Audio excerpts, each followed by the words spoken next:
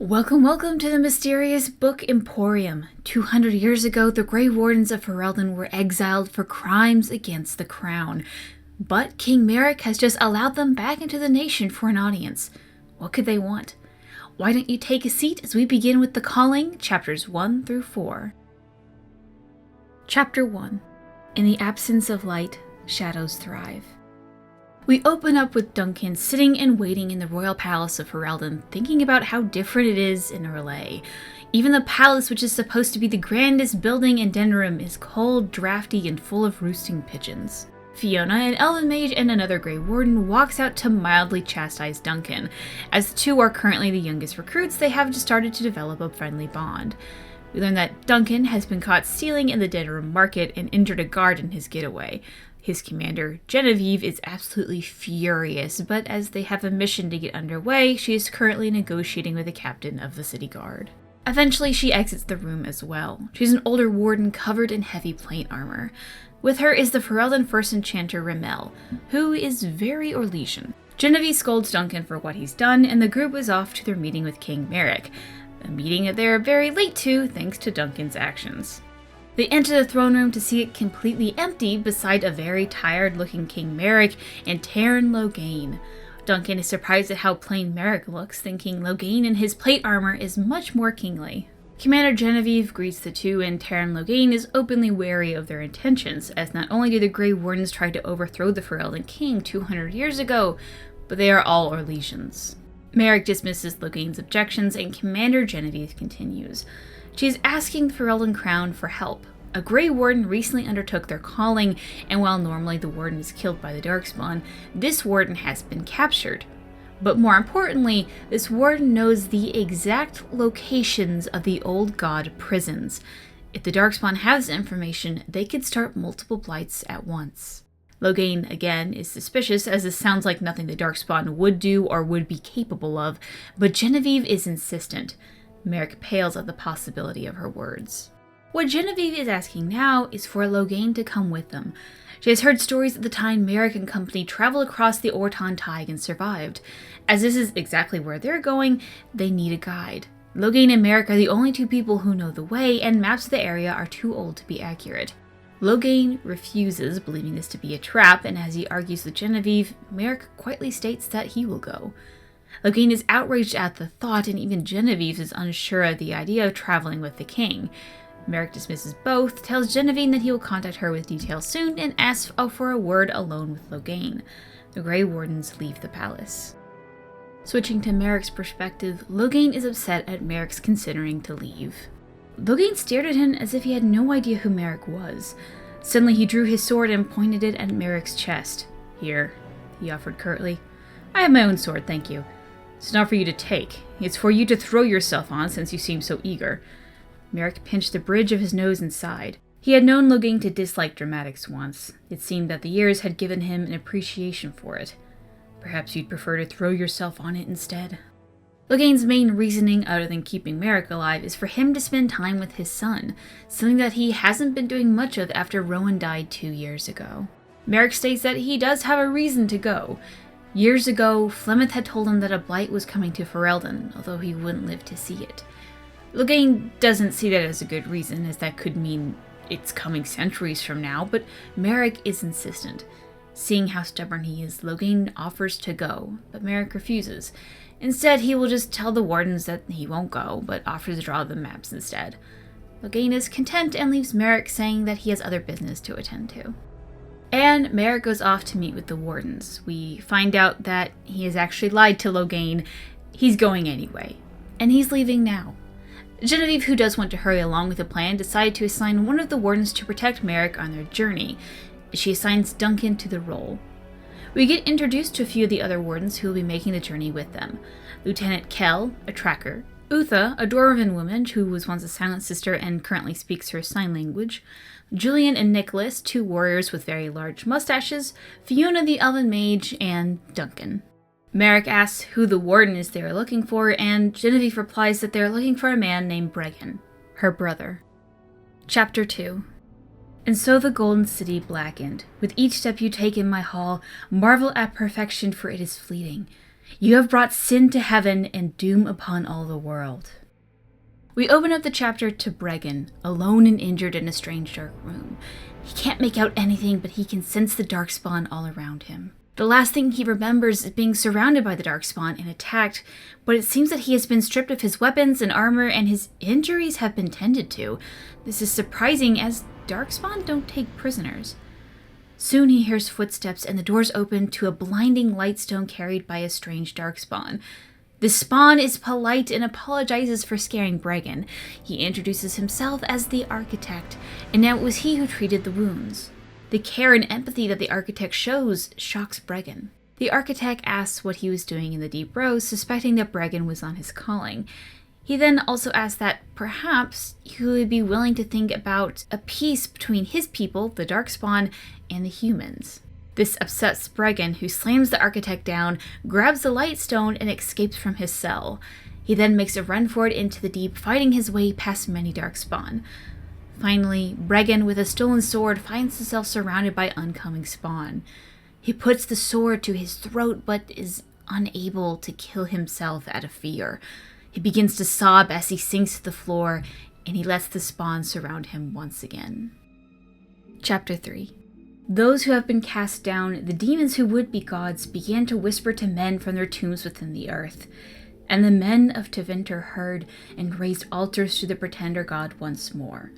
And in return they were given in hushed whispers the secrets of darkest magic. Duncan sits on a small boat with Merrick, crossing the icy Lake Callan head to the Mage Tower. First Enchanter Ramel has something to give the Wardens and the King, and he kinda wants to make a big deal out of it. Duncan thinks back on the past couple of days of traveling with the King. He thought it odd that the group left without any fanfare, like almost no one knew they left at all, which we will learn from Merrick, they didn't. Duncan is still surprised at how down-to-earth the Dirthalen King is, compared to what he is used to in Arlay. During the boat ride, Duncan asks if his armor is really made of silverite. Merrick confirms that it is, asking if he's ever seen it before. Duncan then whips out 2 silverite daggers, which surprises Merrick. You're full of surprises. Should I ask where you got them? You can if you want, but I won't tell you. The king smirked. Aren't you supposed to do what I ask? I seem to recall that being mentioned at some point. Fine. I brought them with my vast fortune that was left to me by my parents. They were once the ruling prince and princess of Antiva until they were unfairly disposed, and one day I will return to claim my throne. King Merrick chuckled gamely, and for a moment Duncan thought that maybe this king wasn't such a bad fellow after all. Then, as another chill gust of wind blew across the boat and set Duncan's teeth to chattering, the life drained out of the king's smile. A shadow passed over the man's eyes, and he turned to stare out grimly over the water once again. I wouldn't recommend it, he muttered. After a bit of awkward conversation, Duncan reveals that the daggers were actually a gift from Genevieve, given to him as an apology, but stopping there, leading Merrick to wonder what for.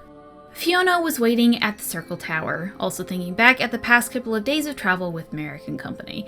The entire time, she has been complaining to Genevieve about bringing him along, as it could hurt the Warden's reputation. At least, that's what she's been saying. While they wait for the others to cross the lake, Fiona goes to pet Hafter, Kel's giant, shaggy war dog, thinking about her time in the alienage and how she wished she could see her childhood cat once again. Her father had greatly protected her from the horrors of the elven slums, and even after all this time, she misses him greatly. As Hafter turns to get more belly rubs, Kel comments on how Fiona is going to spoil him before throwing him a little bit of jerky. Fiona expresses worry about Hafter in that in the deep and fighting Darkspawn, he could...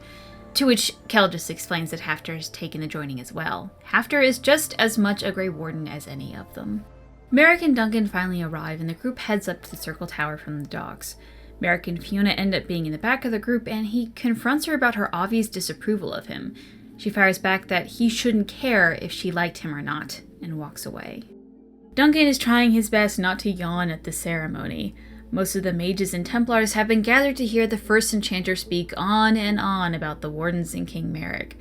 Ermila ends up giving them 2 things. 1, a small black pendant to each Warden, which is to hide their whereabouts from the Darkspawn, and a large pack of potions from Merrick, one to be taken each morning, to help resist the taint. The pack is supposed to last about 2 weeks. As Duncan's eyes wander around the room, he spots a pretty mage who waves to him, and he waves back. A few minutes later, he gets bored enough that he quietly steps out of the room to go snoop around the tower. Sneaking through the shadows in the circle tower, Duncan thinks back on his rough childhood and growing up on the streets. How a mage friend of his, Luke, was killed by Templars. How a girl he knew was killed after picking a lock that was magically protected. He secretly steals a ring of keys off a tranquil trying to find a door to match them. Eventually, he finds a giant door with the right-sized keyhole, and it ends up being the first enchanter's room. Filled with obvious Orlesian knickknacks, Duncan tries to find something to take that is both lightweight and valuable.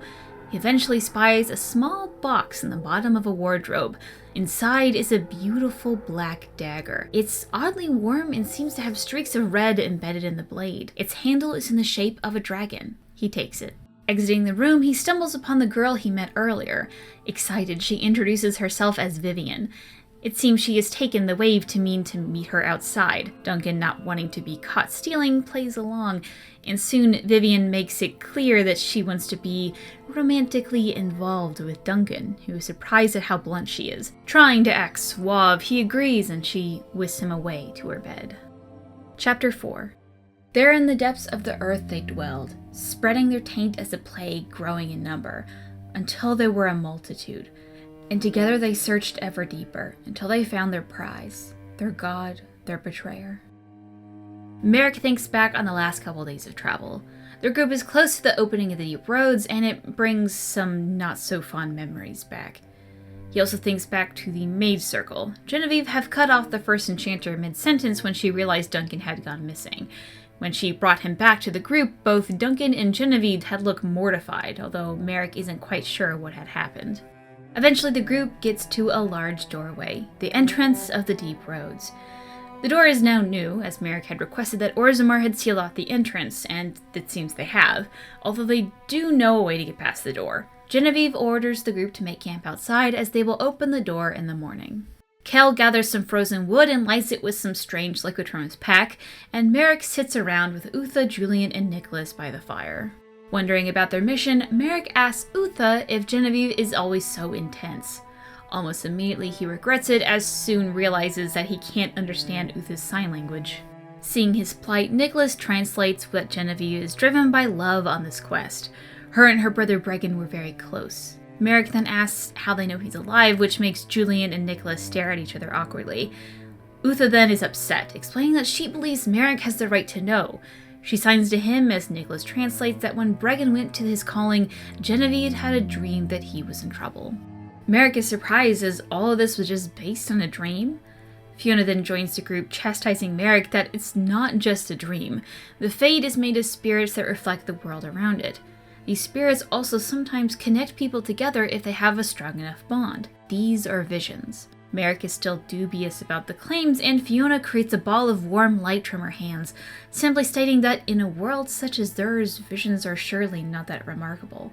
She then goes on to say that they believe in Genevieve's visions, and for the moment, that's enough. But she asks if Merrick doesn't believe, why is he even here? Fiona and Merrick begin to argue, Merrick stating that he was asked to be here, and Fiona stating that, although it's true, Loghain could have been ordered to come. He might have even volunteered to do it, as long as it meant keeping Merrick safe. Merrick was running away from something, and she believed it's his son, Kaelin. We learn that Merrick hadn't even said goodbye to his son or anyone else, rather just leaving a note for Loghain to find. He then tells Fiona that after Rowan died, he wasn't much of a father, so Kaelin isn't missing much. Utha puts a hand on his arm for comfort, but he heads off from the group. He looks out to the frozen lands of his kingdom, thinking about how he doesn't even know it anymore, when Genevieve finds him. She apologizes for her wardens, although Merrick dismisses it. She goes on to explain her visions to him, that a small part of her died the day her brother left, and in her visions, she felt whole again. She knows herself, and she knows her brother, and he's in danger. Then she leaves. Merrick thinks back to Kaelin, how hard it is just to look him in the eyes, the same eyes as Rowan. He thinks that maybe he should just leave. He thinks back to how he remembers Rowan best. He could picture her sitting by her favorite, chair by the window in their chambers, brown curls cascading around her pale skin. She would have put down her book and looked up at him, puzzled. "You're back?" she'd have asked him, more accepting than surprised. "Yes, I'm back." Don't you think going was important? Her son is more important than saving the kingdom, Rowan." And then she just smiled at him with amusement, tilting her head in that way that told him she expected him to know better. "I wasn't talking about saving the kingdom, you silly little man." Her tone was full of affection, something that had grown over the years of their marriage, and yet which she had never felt particularly worthy of. She held out her hand from her chair, and he walked to take it, and then the image fled, and Merrick was left with nothing but moonlight and blowing snow once again. Merrick is a bit shocked at what he just imagined. It had been so long since he could just think about Rowan, and it just came so easily now. Just like a vision. And with that, he heads back to the Grey Warden camp. Discussion. So let's start out with the artist of the week. Thank you so much to Mai for this lovely illustration of the boat ride.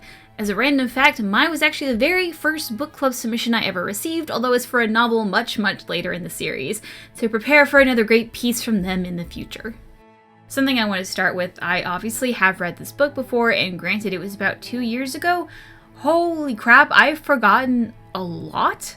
Anna also mentions how hard it was for her to get into the book, and I remember the Stolen Throne mostly beat for beat, but so far I don't remember much of what happens in the Calling, which is really weird because I actually remember liking this book a lot better than the previous one. So if you're reading the series as well, let me know if this has happened to you too.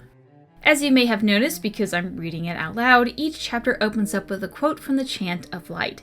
These little tiny snippets are actually the first exact quotes of the Chant of Light that the fans got in the series. Also prepare to recognize a few of these, as Dragon Age Inquisition uses Chant of Light quotes as major mission titles.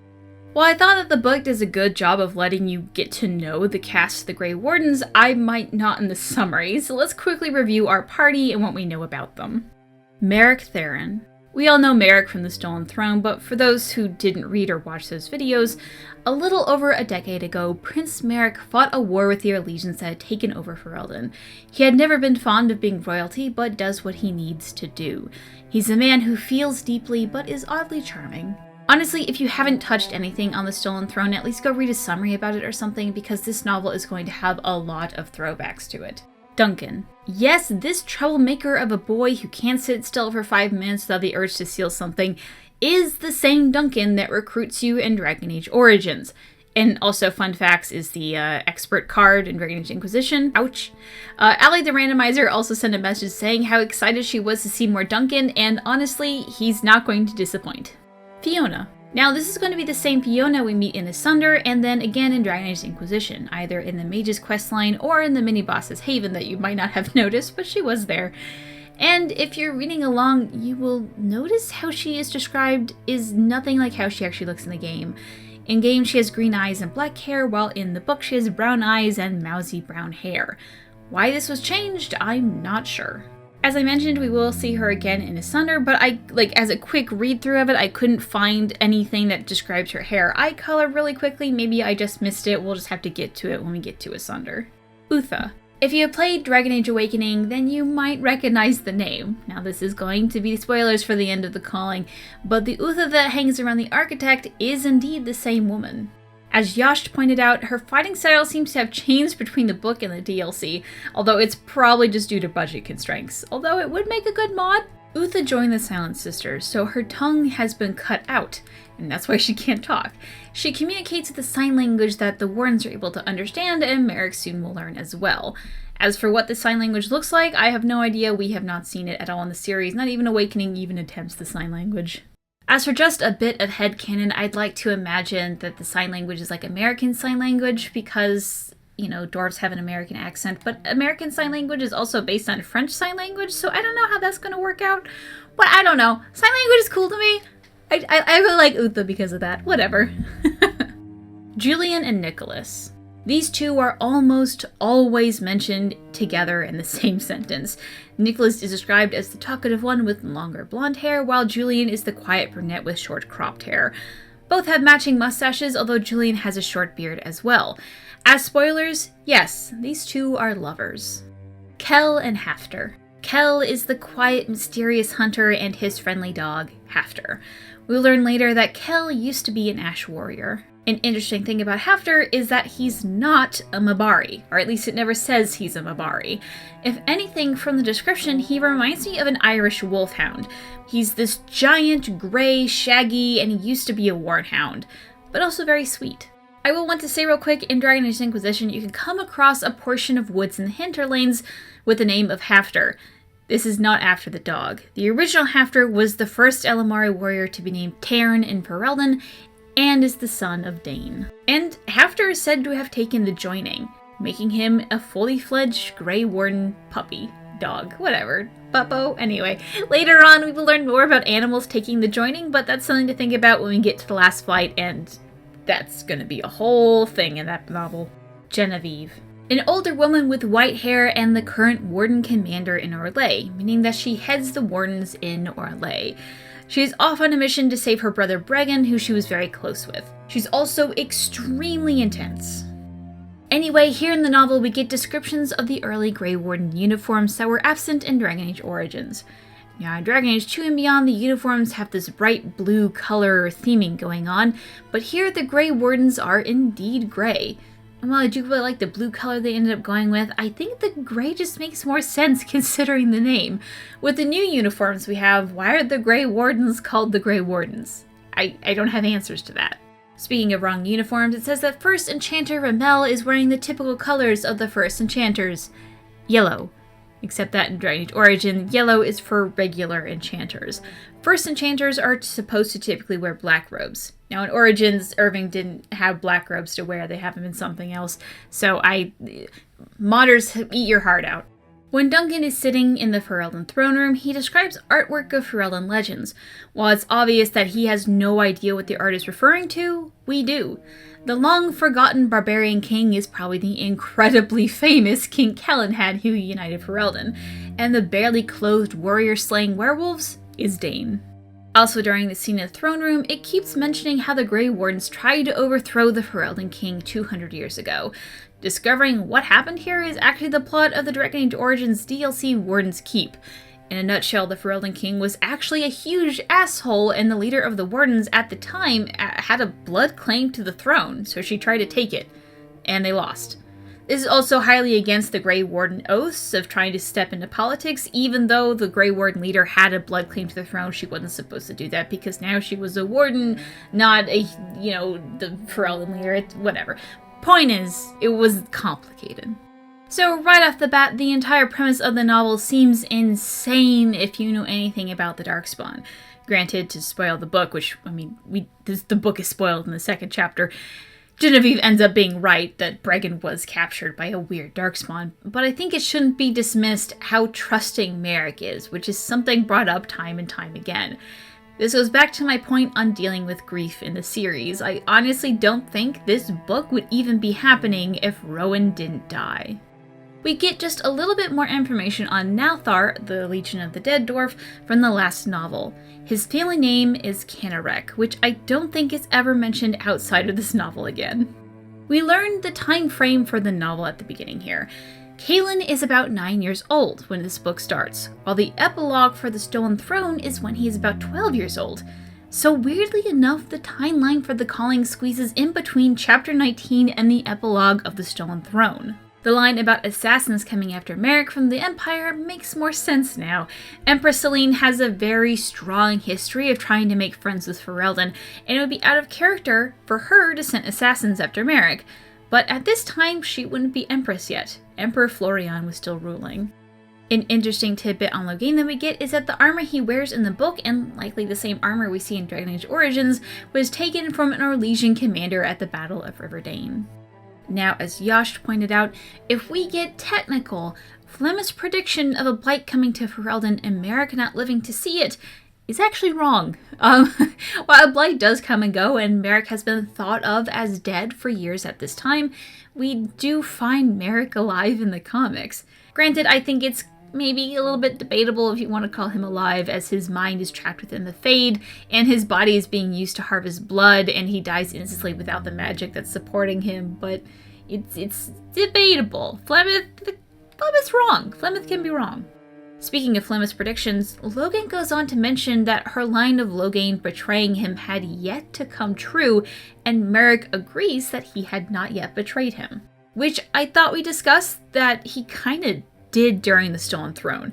Maybe it depends on your views of betrayal, but not letting a man know that his lover had turned in her ways before pushing him to kill her seems sort of like a betrayal to me. Either Merrick never found out about it, or Merrick doesn't see it as a betrayal, and both have interesting clues to their dynamic. Either Logain hides a lot from Merrick, or he has been sort of manipulating him. Although Logain does have a line about not trusting Ramel. Now I know he's very paranoid about illusions, but just keep that in your mind real quick and put it in a little box and we'll get to it later. Merrick is also about to meet with an ambassador from Kirkwall. Now, this novel was released long before Dragon Age 2 was in production, and I think this is one of the few instances that Kirkwall is even mentioned before Dragon Age 2. I think this is just a happy accident that Kirkwall would later be important to this series, but fun facts. I skipped over it during the summary, but while the novel is going to be exploring why Merrick is running away from his duties, it makes it clear that Logain is doing the exact same thing. He's the Terran of Gweren, with a very much alive wife and young daughter, yet he's been in Denerim for probably 2 years now. Logain is having family troubles of his own, although I don't think we're ever going to know what they are.